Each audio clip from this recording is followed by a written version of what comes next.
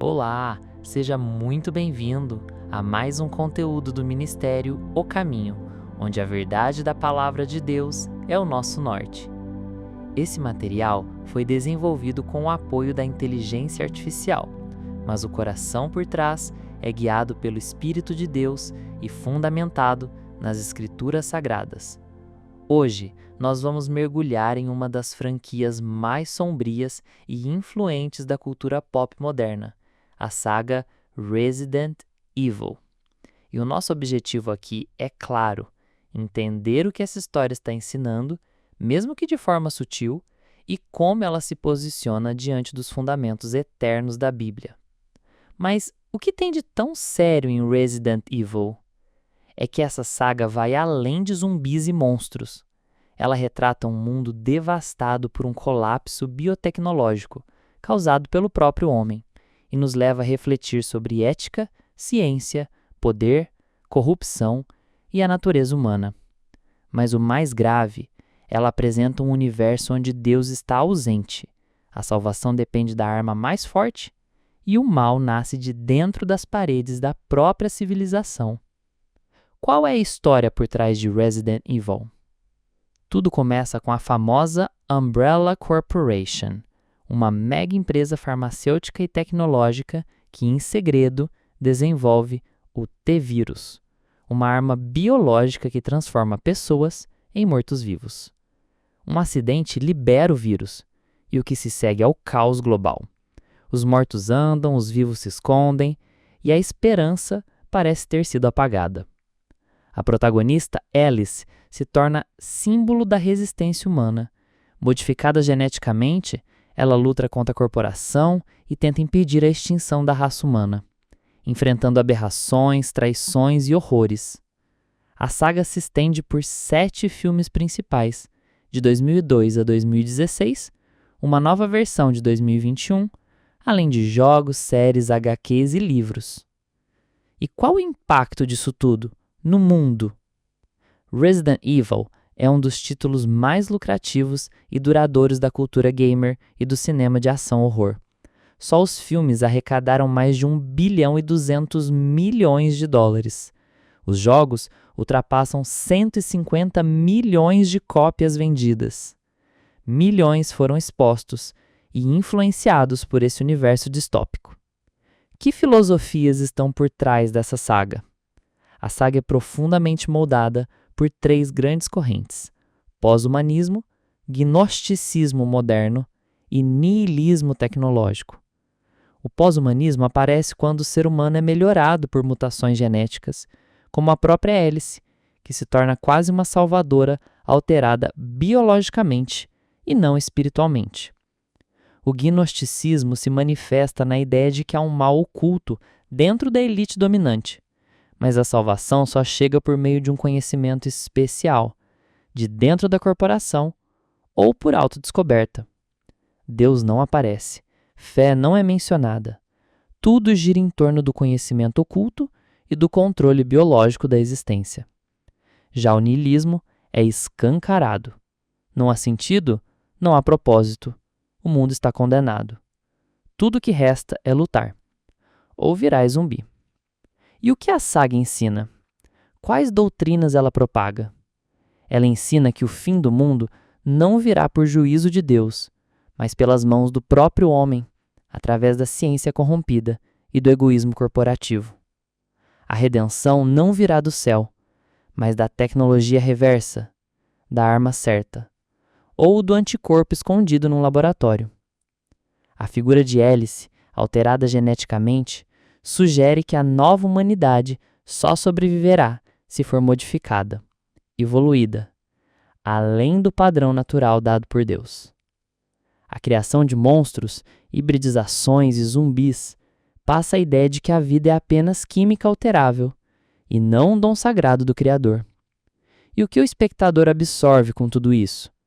A saga induz a reflexão sobre o fim do mundo, mas sempre por uma ótica distorcida. O Apocalipse como falha científica, não como juízo moral. Ao longo da história, o espectador aprende a confiar em armas, sobreviventes e modificações genéticas. A salvação se torna meritocrática e brutal. Só os mais fortes ou espertos sobrevivem. A esperança deixa de ser uma promessa de Deus e passa a ser um laboratório escondido, um antídoto, uma cura manipulável. E de que lado essa história está, espiritualmente falando? Ela está do lado de uma humanidade que se coloca como criadora, juíza e salvadora de si mesma. É a essência da rebelião original de Gênesis 3:5. Porque Deus sabe que no dia em que dele comerdes, então os vossos olhos se abrirão, e sereis como Deus, conhecendo o bem e o mal. Resident Evil é o retrato da civilização que comeu do fruto e decidiu seguir sem Deus, tentando resolver o caos com mais caos, a morte com mais biotecnologia e o fim com mais controle. E o que a Bíblia nos ensina como contraponto a tudo isso? A Bíblia não esconde o juízo, mas deixa claro que ele vem por causa do pecado e que a única saída é o arrependimento e a fé no Salvador. Isaías 24, de 3-6. De todo será esvaziada a terra, e de todo será saqueada, porque o Senhor pronunciou essa palavra.